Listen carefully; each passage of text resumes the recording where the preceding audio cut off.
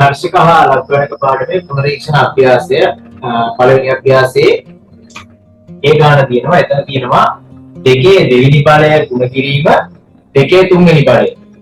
ඒ කියන්නේ දැන් මේ දෙකේ පාදයන් ගත්තට පස්සේ සමානයි. පාද සමානයි නම් බල ගුණ කිරීමේදී දර්ශකය මොකද වෙන්නේ? එකට එකතු වෙනවා. එහෙමනම් අපිට මේක කියන්න පුළුවන් කොහොමද?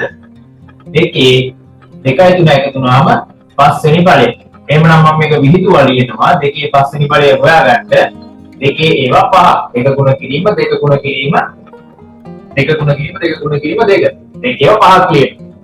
එහෙමනම් මට මෙතන එනවා උත්තරේ විදියට 2 වරක් 2 4යි 4 වරක් 2 8යි 8 වරක් 2 16යි 16 වරක් 2 32යි කියලා. එහෙනම් මේ ගාන උත්තරේ 32. දෙවෙනි ගාන අපිට දීලා තියෙනවා දෙකේ 4 වෙනි බලයේ වර්ගය. දෙකේ 4 වෙනි බලයේ වර්ගය කියලා කියන්නේ බලයක බලය.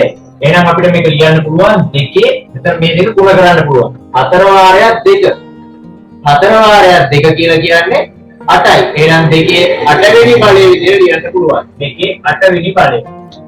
එහෙනම් මේක ලියන්න පුළුවන් විහිදුවනම ලියනවා දෙක ගුණ කිරීම දෙක ගුණ කිරීම දෙක ගුණ කිරීම දෙක ගුණ කිරීම 8ක් එනවා. 1යි 2යි 3යි 4යි 5යි 6යි 7යි 8ක් එනවා. එහෙනම් මේක උත්තරේ එනවා 2 වරක් 2 4යි 4 වරක් 2 8යි 8 වරක් 2 16යි 16 වරක් 2 32යි 32 වරක් 2 64යි 64 ඒවා දෙකක් 128යි 128 දෙකක් 256යි කියන එනවා. 256යි කියලා මේ ගානට උත්තරේ ගන්න පුළුවන්. අපිට මේකේ C කොටස දීලා තියෙනවා 3 ඍණ දෙවෙනි බලය. ඍණ දෙවෙනි බලය කියන එක අපි සුළු කර ගන්නකොට අපිට සිද්ධ වෙනවා මේ ඍණ දෙක කියන එක ධන බලයක් කරගන්න. එහෙනම් අපි මේක පරස්පරයේ විදිහට ලියනවා. එහෙම නැත්නම් 1 යට අපිට ලියන්න පුළුවන් 3 දෙවෙනි බලය කියලා. එහෙනම් 1 යට 3 දෙවෙනි බලය කියන එක මම සුළු කරන්න පුළුවන් කොහොමද? 3 ගුණ කිරීම 3. එහෙමනම් මේක ලියන්න පුළුවන් 1 බෙදීම 9යි කියලා. ඒ ගානට උත්තරේ වෙන්නේ 3 ඍණ දෙවෙනි බලයේ උත්තරේ වෙන්නේ 1 යට 9. නැත්නම් 9න් 1යි කියලා කියනවා. ඊළඟ ගානේ ඒ ගානේ D කොටස අපිට දීලා තියෙනවා 5 තුන්වෙනි බලය ගුණ කිරීම 5 දෙවෙනි බලය බෙදීම 5 පස්වෙනි බලය කියලා. එහෙනම් අපි දන්නවා කලින් පළවෙනි ගානේ හැදුවා වගේම මේ කියන පාදයේ සමාන නිසා මේ දර්ශක පළවල දර්ශක ගුණ කිරීමේදී එකතු වෙනවා. එහෙනම් අපි ලියන්න පුළුවන් උඩ තියෙන දෙන්නව 5 3යි 2යි එකතු වුණාම පස්වෙනි බලය. එහෙනම් 5 පස්වෙනි බලය විදිහට ලියන්න පුළුවන්. යට තියෙන එක අපි එහෙම ලියනවා 5 පස්වෙනි බලය විදිහට. එහෙනම් උඩ 5 පස්වෙනි බලය යටත් 5 පස්වෙනි බලය. එහෙනම් උඩ එක්කෙනාට යට එක්කෙනා කැපිලා යනවා.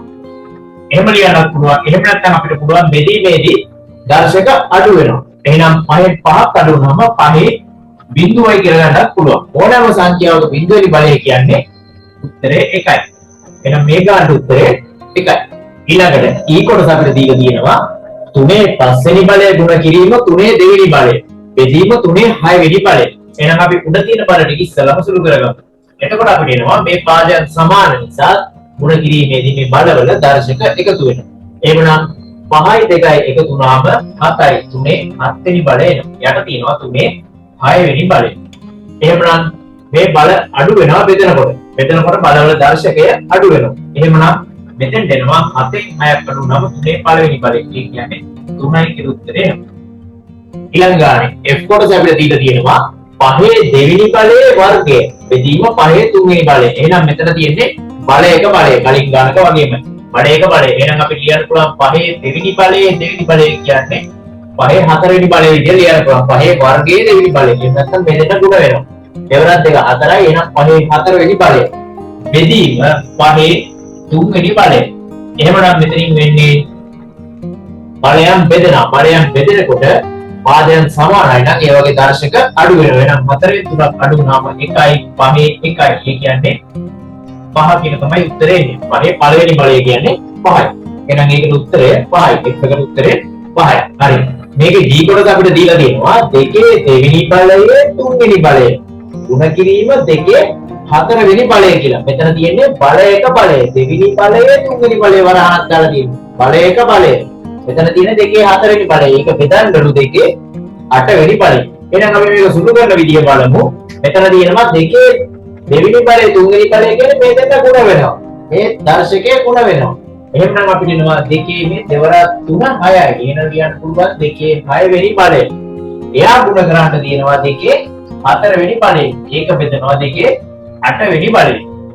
එහෙමනම් දැන් ගුණ කිරීමේදී මේ බලවල දර්ශක එකතු වෙනවා. ඇයි? පාදයන් සමාන නිසා.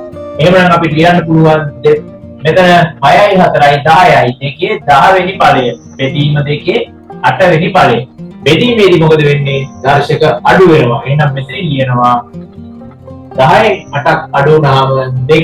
ඒ කියන්නේ දෙකේ දෙවෙනි බලය.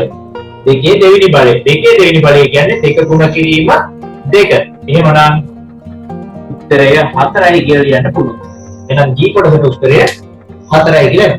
දැන් බලමු මේකේ H කොටස. අපිට දීලා තියෙනවා 5 ඍණ 3 වෙනි බලය ගුණ කිරීම 5 දෙවෙනි බලය බෙදීම 5 බිංදුව වෙනි බලය. එහෙනම් මෙතනත් වෙන්නේ මොකද්ද? පාදයන් සමානයි දර්ශක එකතු වෙනවා. ඍණ 3යි 2යි එකතු වෙනවා. එයා ධන 2 මෙයා ඍණ 3.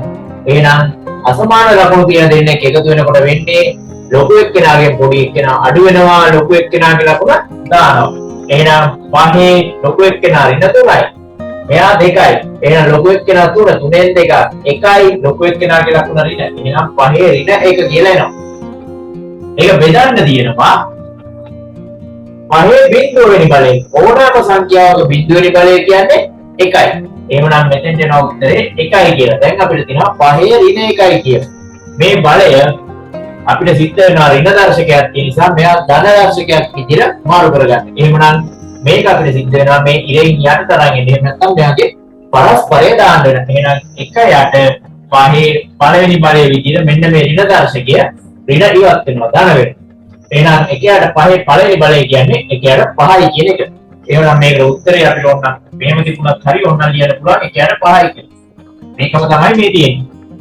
එහෙනම් H කොටසට උත්තරය 1 යට 5යි. හරි. I කොටසේ අපිට තියෙනවා 5 දෙවෙනි බලය ඍණ දෙවෙනි බලය. එයා ගුණ කරන්නලු 5 ඒ වගේම එයාව ගුණ කරන්නලු 3 බිංදුව වෙනි බලය. එහෙනම් 5 2 ඍණ දෙවෙනි බලය. මෙතන මේ බලයක බලය. එහෙනම් මේ බල දෙක ගුණ වෙනවා. 5 2 ඍණ දෙවෙනි බලය. බලයක බලය. එහෙනම් මේ බල දෙක ගුණ වෙනවා. එතකොට මේ දෙක ගුණ වුණාම දෙවරත් එක 4යි. හැබැයි 5 ඍණ 4 වෙනි බලය. එයාව ගුණ කරන්න තියෙනවා 5 මෙතන මොකුත් නැහැ කියලා කියන්නේ 5 පළවෙනි බලය. එයාව ගුණ කරන්න ඕනේ 3 බිංදුව වෙනි බලය. ඕනෑම සංඛ්‍යාවක බිංදුව වෙනි බලය කියලා කියන්නේ 1යි. එහෙනම් මෙතෙන්ට ටික දාගන්න පුළුවන්. එහෙනම් අපි ඊළඟ පියවරට යමු. දැන් මේ දෙන්නගේ පාද දෙක සමානයි. පාදයන් සමානයි නම් දර්ශක එකතු වෙනවා. මොනවද එකතු වෙන්නේ? එක්කෙනෙක් ඍණ 4 අනිත් එක්කෙනා ධන 1. එහෙනම් අසමාන ලකුණු දෙකක් එකතු වෙනකොට ලොකු එක්කෙනාගෙන් පොඩි එක්කෙනා අඩු වෙනවා. ලොකු එක්කෙනාගේ ලකුණ දානවා. එහෙනම් මෙතෙන් එන්න ඕනේ මොකද්ද? ලොකු එක්කෙනා ඇවිල්ලා 4 4න් එකක් කියහම 3යි ලොකු එක්කෙනාගේ ලකුණ ඍණ. එහෙනම් 5 ඍණ 3 කියලා එන්න ඕනේ මේ දෙන්න සුළු වුණාම.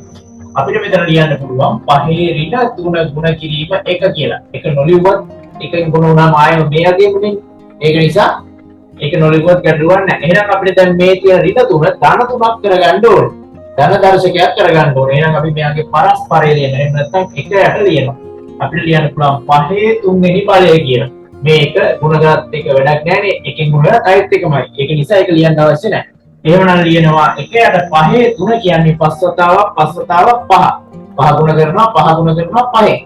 එහෙනම් අපිට එනවා 125යි කියලා. 1 යට 125 තමයි I කියන කොටසට උත්තරේ එන්නේ.